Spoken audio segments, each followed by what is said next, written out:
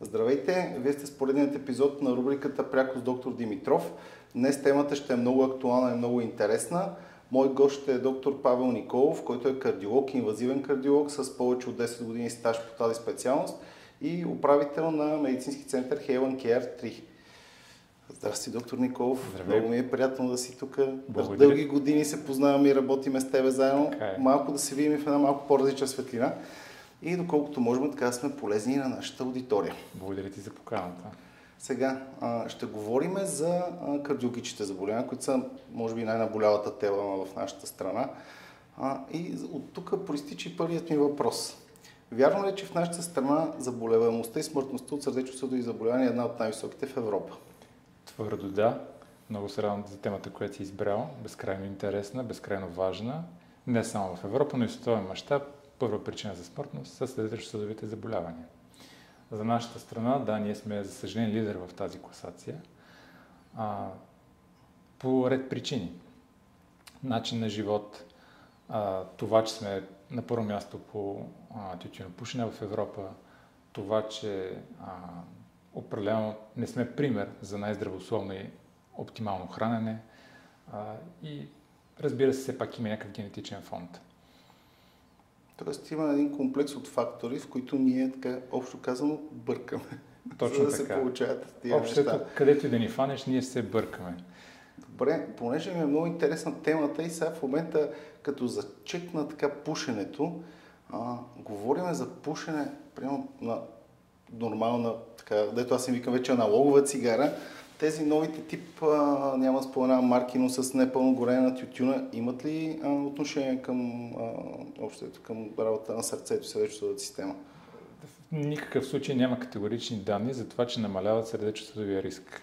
Така че дали пушиш нормално обикновена цигара, класическа, или от тези така наречени по-модерни, общото си вредиш по един и същи начин. Тоест никотина си вреди, независимо по какъв начин си го приемаш. Точно така. Ти поемаш реално количество и оттам нататък въпрос на време усложненията да се случат. Ясно. Добре, освен тютюнопушенето, спомена и начина на хранене. Сега, тук какво би казал, къде точно бъркаме с тая в нашата диета? Сега, нашата кухня като цяло не е най-здравословната, нали? Това е ясно на всички. Това е безкрайно дълга тема. Много ми се иска нашите зрители да могат да си извадят най-важните изводи. Нека да започнем с това, да кажем малко да се върнем назад във времето, нали, кои са най-любимите ни ястия. Това са баницата, милинките, питките, нали, всякакви доста вкусни тестени неща. Нищо не казвам, вкусни са, вредни ли са, определено. Всички сладки изделия, кексове, баклави, всички тези неща, които рязко качват нивата на глюкоза и карат нашия панкреас, нали, да работи на пълни обороти. Но да го кажем така, ние не ядем достатъчно плодове и зеленчуци, ние наблягаме повече на местните продукти, което е грешка. Ние обичаме да се храним късно вечер, защото цял ден сме на работа, я сме яли, я не сме яли и съответно вечерта, ако може така, буквално половин час преди лягане, сядаме и показваме какво можем. Което всички тези неща допринасят за това, в крайна сметка, още в много млада възраст, виждаме това в профилактичните ни прегледи, млади пациенти на 20, 25, 30 години, да имат един вече влошен липиден профил. Тоест един висок общ холестерол, висок лош холестерол, нисък добър холестерол и съответно при триглицеридите там нещата зависи от други фактори. На трето място, което бих искал много да засегна, това е консумацията на алкохол. Това е нещо, в което определено сме също на челните места в Европа. Не искам да засягам средни количества на глава на населението, но определено там нещата са също доста зле. Това, което ние много обичаме е бира, което е калорична, богата на консерванти. За по-твърдите алкохоли въобще няма да коментирам. Това в комбинация с една почти липса на физическа активност, защото много малка част от младите или хората в активна възраст спортуват или въобще имат някаква адекватна физическа активност. По препоръки Европейската кардиологична асоциация казва 140 минути на седмица умерен интензитет. Тоест, било то 2-3 пъти седмично по 30-40 минути или повече. Такова нещо ние нямаме. Мога да продължавам още. За съжаление, резултатът е един. Цифрите говорят сами по себе си. Но за да не бъда толкова песимистично настроен, виждам определено една промяна последните години. И това е, че все повече млади хора идват на профилактични прегледи, без да имат някакви оплаквания, което е похвално, за което апелирам. И това определено е стъпка в правилната посока. Проблемът на нас, въобще, как да го кажа, проблемът на медицината като цяло е, че ние лекуваме следствието от нещо. Ние лекуваме вече, когато нещо е се усложнило, нещо, което се е случило вече. Идеята е да започнем да отложим това максимално дълго във времето или въобще да го направим така, че да не се случва. Това е и моята идея и мисля, че ще зачекнем малко по-натам в интервюто, нали, този аспект на нещата. А кои са най-чести сърдечно-съдови заболявания? Най-баналните са артериални. Сега сърдечно-съдовите заболявания имат три основни групи, т.е. това е атеросклерозата. Най-общо казвам атеросклерозата, която може да сегне сънните артерии, може да сегне сърцето, може да сегне крайниците.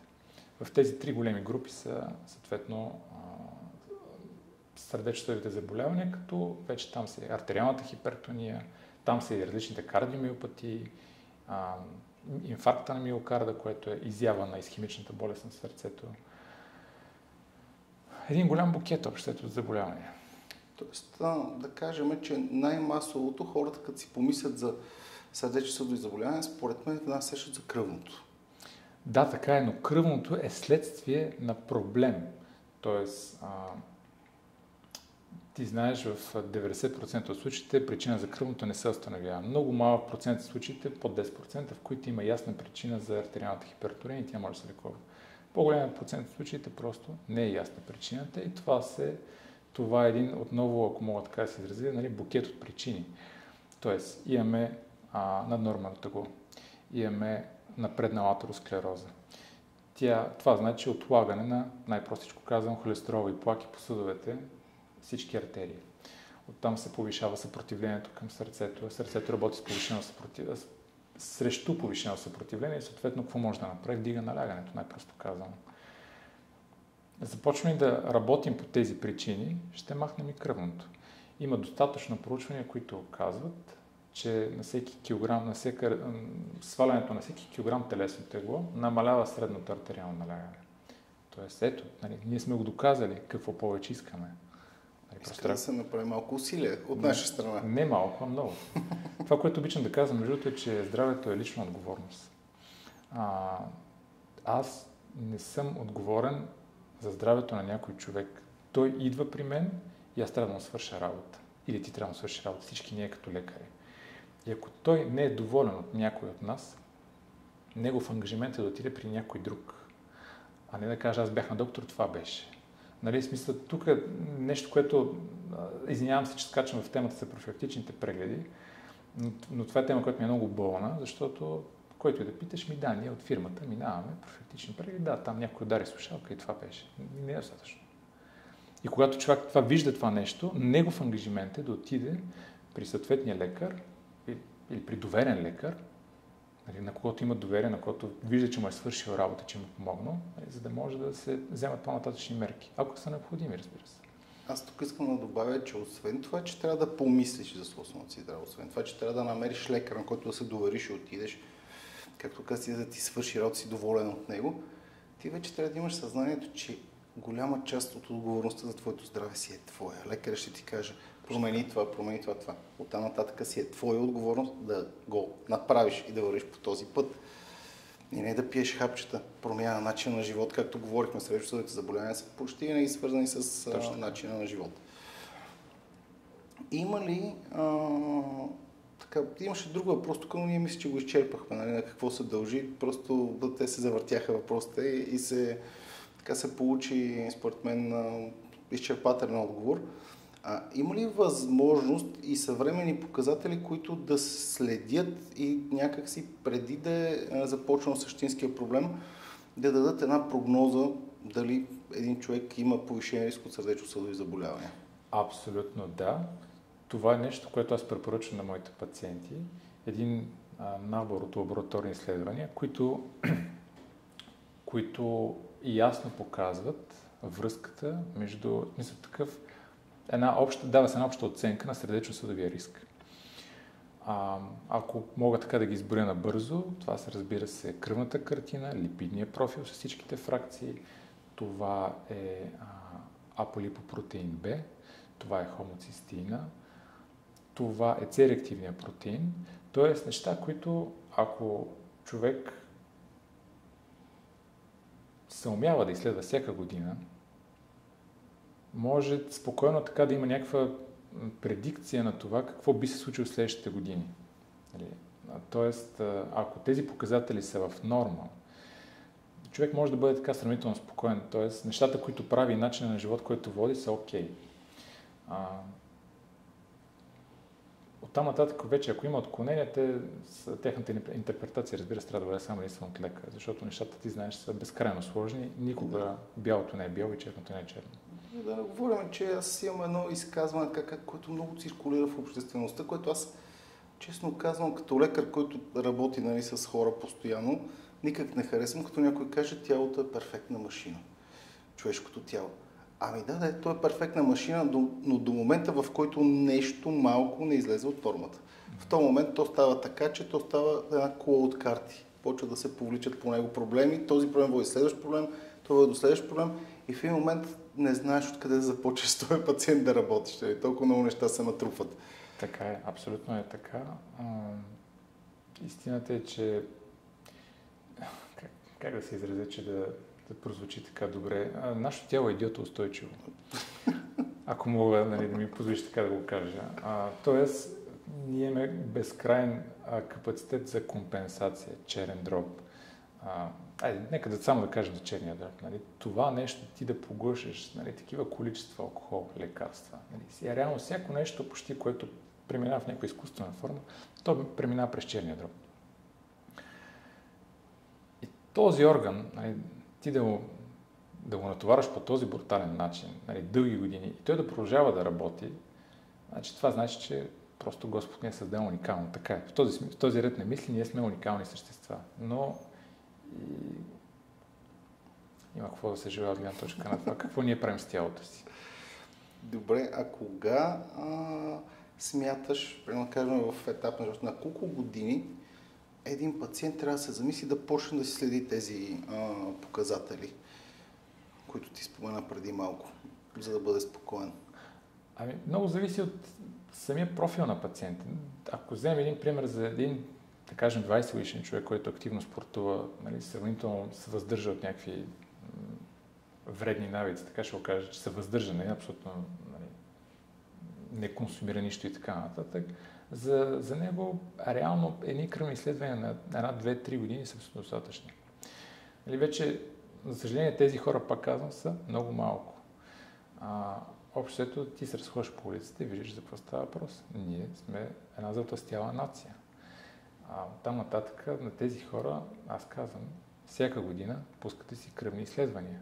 По-добре да чуете, че всичко е наред, отколкото да се пропусне нещо. В този ред на мисли има и много млади хора с високо кръвно. И това по някакъв начин безкрайно се неглижира. Това е нещо, защото ти си млад, нищо ти няма. Не е така. Нека да вземем да потърсим причината за това нещо. Нека да изключим поне някакви основни проблеми, някакви основни, така да се каже, крайъгълни камъни. Така че веднъж годишно, колкото по-рано, толкова по-добре. По-добре.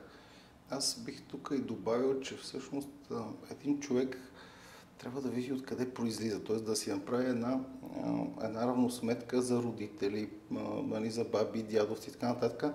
Какво се случва с тях? Имат ли те някакви такива проблеми в живота си? И ако има, профилактика да стартира по-рано, защото все пак генетиката е сравнително точна наука. Абсолютно. С определени вероятности, но... Абсолютно, да. Има две, как се казва, две направления, по които можем да работим. Тоест, две направления за оценка на сърдечния риск. Едното е генетичния фон, т.е. това, което се ни заложи, което сме наследили от мама и тати. Не може да го променим. Почти в 100% от случаите не можем да го променим. И ако аз и между другото не малко пациенти, да кажем, които баща и син получават инфаркти на 45 годишна възраст. И след това следващото поколение наближава вече 40-те и аз все повече апелирам, казвам, нали, тук трябва да бъдем много внимателни всяка година задължително. Нали. Няма как да очакваш, че нещо друго може да те сполети. При че ти водиш същия начин на живот като тях. Така че много си прав за генетиката. Добре. Напоследък много се говори за хомоцистина. Ти го спомена като един от предиктивните фактори. Много често в моята практика идват пациенти, които са го изследвали предварително. Чели са, че той нали, има специфичен метаболизъм и така нататък. Свързват ме хората примерно с работа, с суплементация, витамини и така нататък. И попадат при мен такива пациенти.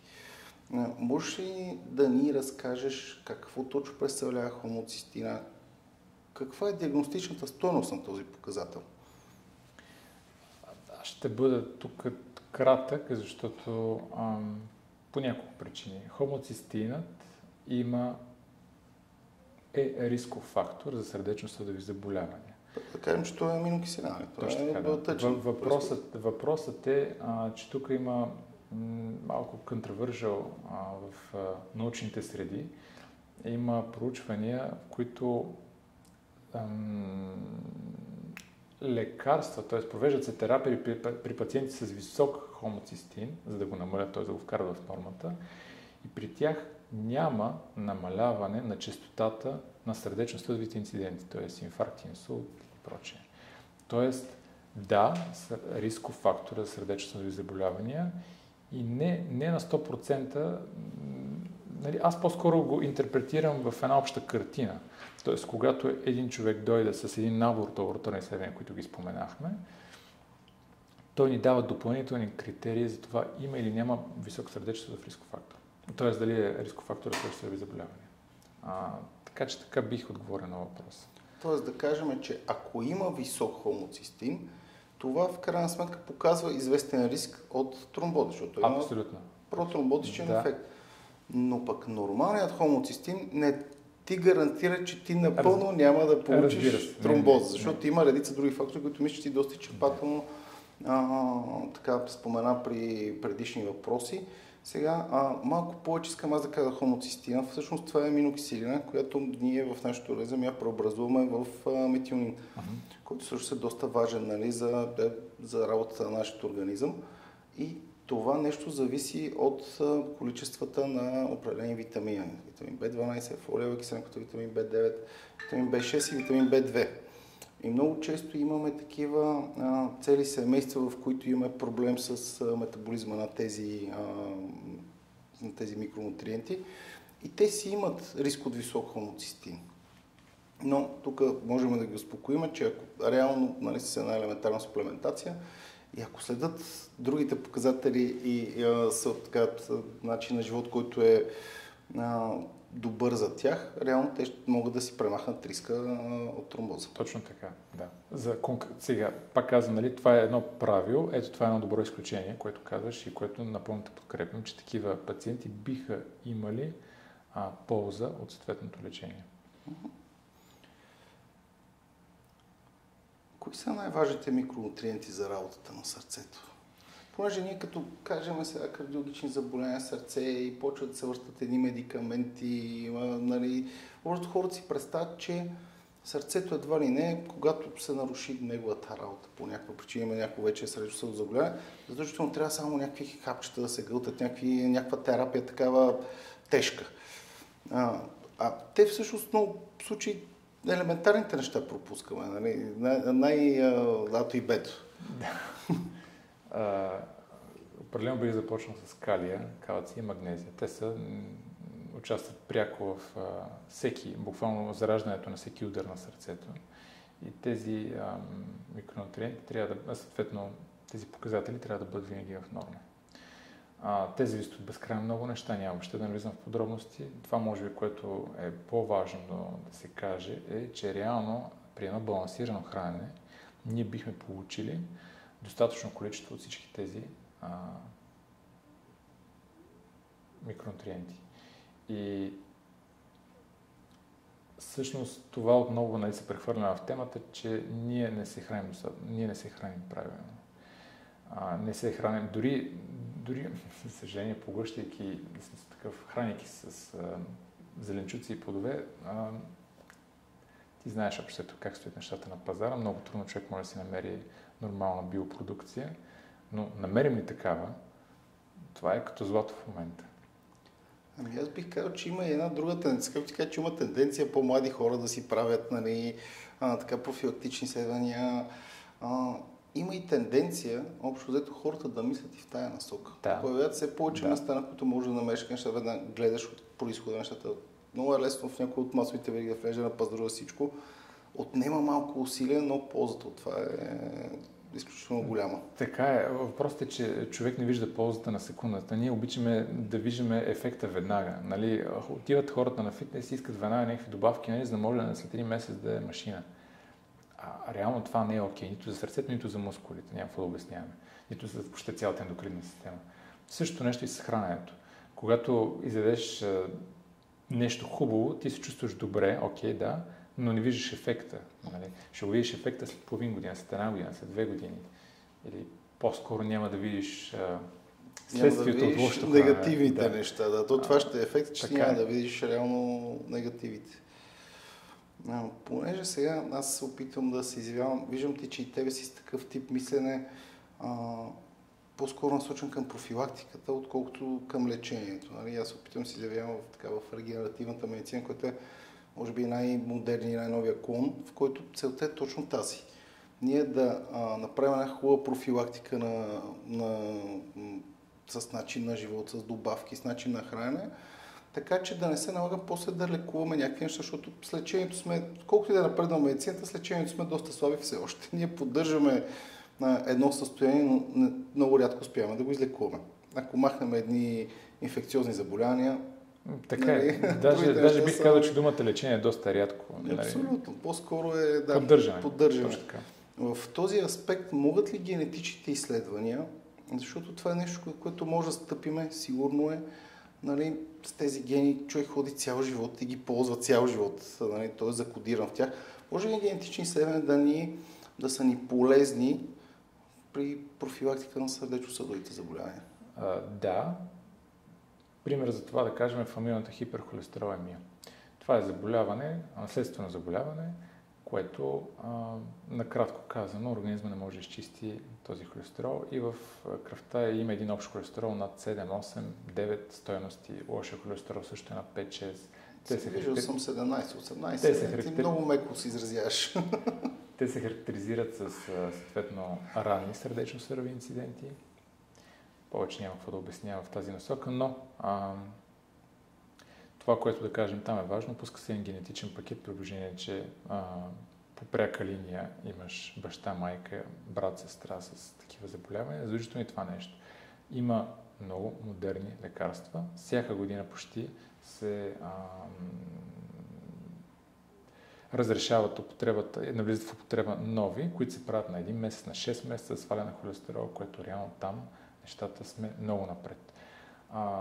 Има съответно генетични изследвания, определено за дефицита на витамин D, по някаква в различните етапи на усвояването, нали, защото знаеш, може би, да знам, повече от половината популация наша сме с дефицит на витамин D. Пак си изразяваш доста меко. По моите наблюдения, тъй като аз работя ежедневно с витамини, нали, и правя такива витамини и профили, по моите наблюдения може би над 80% от възрастните имат някаква степен, не точно дефицит, недостатъчно. Недостиг на витамин D. Недостиг някакъв на витамин D. Така че, да, доста нашумява темата, така наболява. Да, за витамин D има определено много какво да си говорим там, но накратко това е безкрайно важен витамин и много се пренебрегва. Това е. Сега тук бих добавил, че както споменахме за хомоцистина, за неговият метаболизъм, няколко вида витамини, значи там тези витамини специфично при тях ще зависят от един биологичен процес, който е метилация. И общо взето, когато ние не можем да метилираме тези витамини, нали, те нямат тази активност и това е една от причините да дигнем хомоцистина. Тоест аз бих ги добавил като към важните микронутриенти за сърцето и сърдечно-съдовото здраве като цяло. И бих добавил, че генетични изследвания тук ще са ни много полезни, защото ние тези неща можем да ги изследваме, че ще се развият. Сега проблем с метилацията обикновено се появява след 35-40 годишна възраст, но можем много по-рано да знаем, че този проблем ще го има. Другото, което бих добавил, е, че всъщност на базата на генетичните изследвания може да изследваме целият метаболизъм и да направим и едно правилно хранене след това на тези пациенти, тъй като има една специалност нутригенетика, се казва, нали, самият пациент може да се консултира с нутригенетик, който да му обясни как трябва да се храни спрямо неговата генетика. Така. И понеже ние сме създадени, нали, не да гълтаме хапчета и да получаваме вероятно някакви неща, ами природата ни създава да се намираме всичко през храната. И смятам, че това ще е една от най-добрите профилактики на всичко, когато ти разбереш как ти работи, как си създаден, какво ти е заложено и успееш да контролираш всичко само с един правилен начин на хранене, който е съобразен с твоите гени. И ще ти кажа, че имаме случаи, при които сега всеки знае омега-3, 6, 9 много са полезни, трябва да се пият, подобряват работа на сърцето и така нататък на мозъчната дейност. Има случаи, при които омега-6, примерно, метаболитни дефекти, при които те стават също на лош холестерол. Тоест, бих добавил, че е хубаво преди да един човек, когато е още здрав, когато е решил да мисли в посока на всякакъв тип здраве, сърдечно, съдово и така нататък, да си направи такъв тест. Защото ще знае цялата информация предварително и ще може с един нормален начин да контролира абсолютно всички негативи. Иначе казвам, човек просто трябва да инвестира в себе си. Абсолютно. Не във външен вид, не в кола или какво да било, ами това в здравето си. В крайна сметка загубиш его него, след това губиш всичко останало. Абсолютно. Да е така. Само правя една малка добавка и за тромбофилиите. Там генетичното изследване е просто cornerstone в това отношение, така че всякакви млади жени, мъже с някакви сърдечно-съдови инциденти, с чести аборти и невъзможност да изнасяне на плода, защото трябва да преминат за такъв тест, защото много често това нещата се случват лесно. Аз бих казал, че тромбофилия, сега съм лекар и виждам пациенти, нали, работя с тях ежедневно. Но ако един нормален човек чуе тромбофилия, според мен му звучи много екзотично. Но честотата въобще не е малка. Особено по нашите географски ширини имам наблюдение, че доста често се среща като състояние. Да кажем и за нашите зрители, тромбофилията просто е генетично нарушение в кръвосъсирването, най-просто казвам. Това реално стига като определение. Там нататък вече каква изява ще има, друга тема. Тоест, с една дума, генетичните изследвания са, за мен аз би ги нарекал game changer в медицината, в профилактиката. Абсолютно да. Стига човек, пак казвам, да има желание да погледне в тази насока. И аз друг бих казал, да има желание, след като получи тези инструкции за употреба на собственото си тяло, да се съобразя с тях. Къде ги пише тези инструкции? Получаваш ги от генетичните тестове, една книжка, която наистина е написана като инструкция за употреба, само си купил телевизор. Така е. И аз това избягва и това. Така, сега ми се иска малко така да минем към... че много станахме черногледи според мен и така много забихме в заболеваемост. Да поговорим малко за по-модерни нутриенти, които така напоследък се говори за тях. Дали бих имали някаква полза за нашата профилактика и за здравето на сърцето. Мисля да започна с антиоксидантите. Ами, знаеш, антиоксидантите общото нещо, без което не можем. Най-простичко казано, ние се разболяваме от оксидативния стрес, от възпалението в клетката. Антиоксидантите помагат, се борят с този оксидативен стрес, съответно намаляват възпалението в клетката. Антиоксидантите могат да бъдат най-различни. Един от най-известните антиоксиданти, може би за зрителите, това е витамин С. Това е, по принцип, вторият най-важен антиоксидант в нашето тяло. Тоест, ние сме кислородозависими същества. Дишаме кислород. Този кислород, когато кажем дишане, пациентите си представят, хората си представят движението на белия дроб, да кажем, на гръдния кош, и обмяната на газовете. Всъщност дишането се извършва вътре в клетката. Нас ни трябва този кислород, за да го използваме като един вид искра, как да го обясня най-просто, не знам, за да можем да извлечем от хранителните вещества енергията и да ги направим енергийни съединения. След това тези енергийни съединения са нашата валута за всеки процес в нашия организъм. Ние плащаме с определен брой молекули, АТФ, АДФ и така нататък. Но при този метаболизъм, при този процес се образуват всъщност свободните кислородни радикали, които увеличават оксидативния стрес, имат проинфламаторно действие, увреждат ДНК, намаляват регенеративен потенциал и така нататък. И тъй като сърцето е органа, който е изцяло зависим от кислород, има много така високо използване на кислорода, който отива към него, т.е. там би ли било полезно да контрираме този оксидативен стрес? Разбира се. Той оксидативният стрес е общото във всяка една клетка. Ние няма как избирателно да работим само в сърдечните клетки, в кардиомиоцитите или в някои други клетки.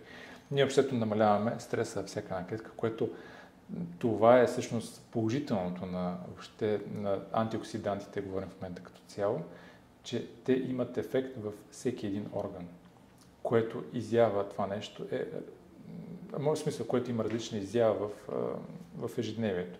Регенерация на черния дроб, по-добра усвояемост на кислорода в сърцето, т.е. съответно по-добри показатели, нормализиране на кръвното, намаляване на сърдечната честота, намаляване това старение на клетките, което е по принцип физиологичен процес, но ние можем да го забавим, както ти каза.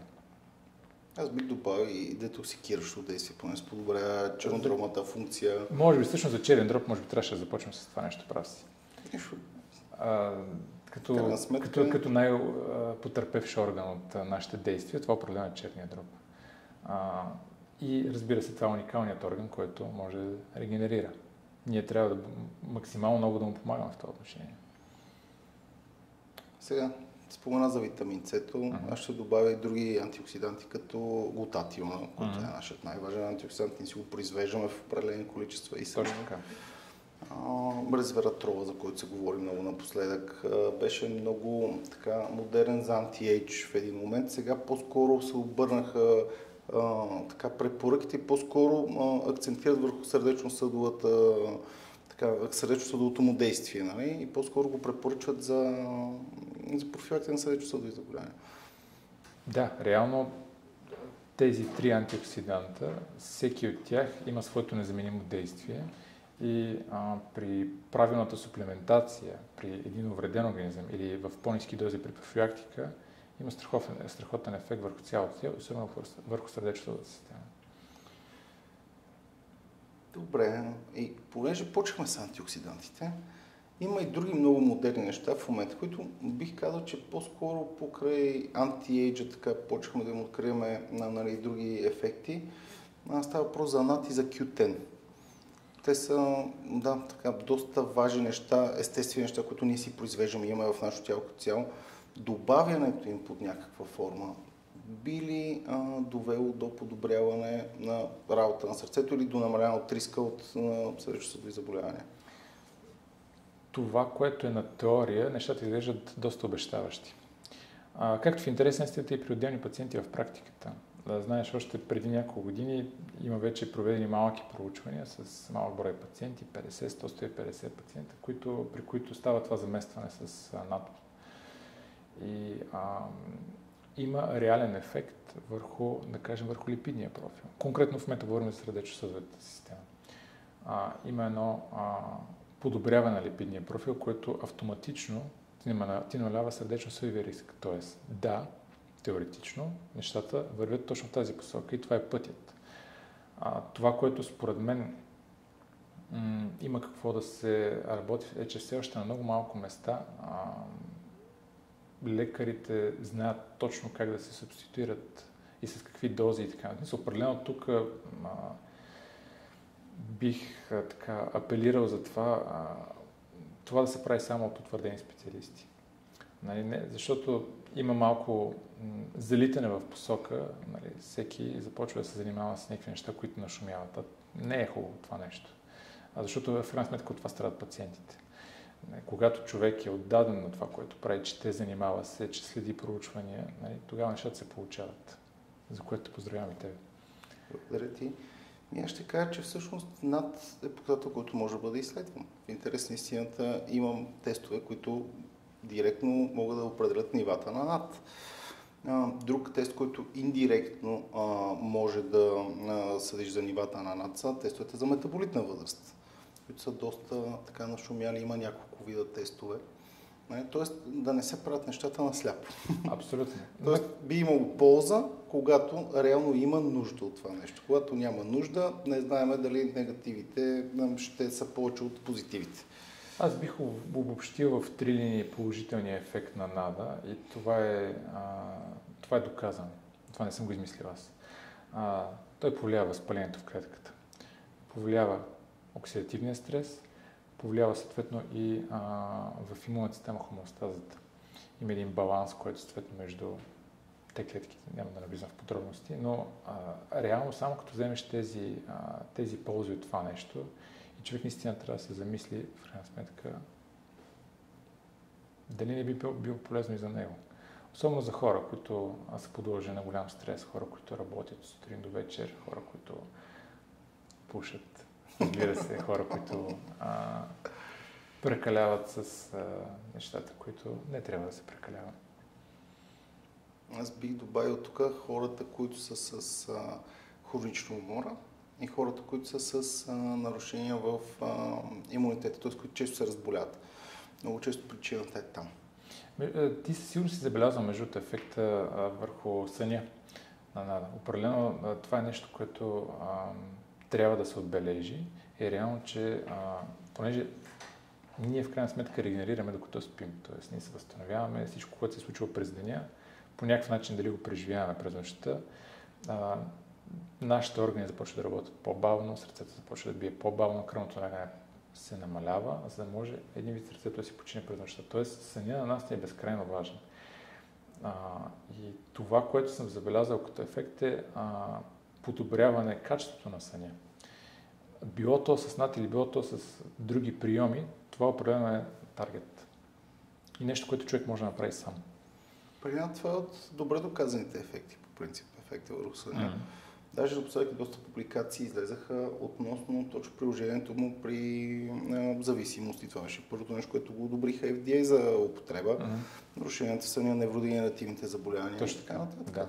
Тоест той си има активност в целия организъм. Ние говорим в момента за сърцето, но той реално погледнато върху нервната система има огромен благотворен ефект. Тогава при сърдечност, при хронични сърдечни съдови заболявания, когато вече имаме някакво заболяване, говорим за профилактика, би ли било полезно да се използва НАД, ако, пак казвам тук, докажем, че има ниски нива на НАД? Да, на теория и на практика, да. Краткият отговор е да. Добре, но казваме... в комбинация с цялостния подход, който... Да, това не е самостоятелно лечение, просто за всичко, което говорихме, плюс НАД. Добре, и като едно кратко заключение бих те помолил така с 2-3 думи да кажеш какво трябва да прави всеки човек, за да има здраво сърце и съдове. Това ще го повториме със сигурност, но просто да акцентираме върху него. Ние сме това, което ядем. Първото нещо. И движение. Това са двете неща, които няма как и няма да спра да се уморявам да апелирам за тях. Нека се храним по-разумно, по-здравословно. Храната няма да избяга, тя и утре ще е тук. Нека да бъдем по-балансирани. Нека да намалим вредните навици, да се движим повече. Движението е здраве. Там нататък тялото си знае работата. Въпросът е ние да не му пречим. Много ти благодаря за това гостуване. Беше приятно да се поговорим с теб. И си запазвам правото за бъдеще пак да те поканя, защото смятам, че има много какво още да говорим по тази тема. С удоволствие. Мерси аз.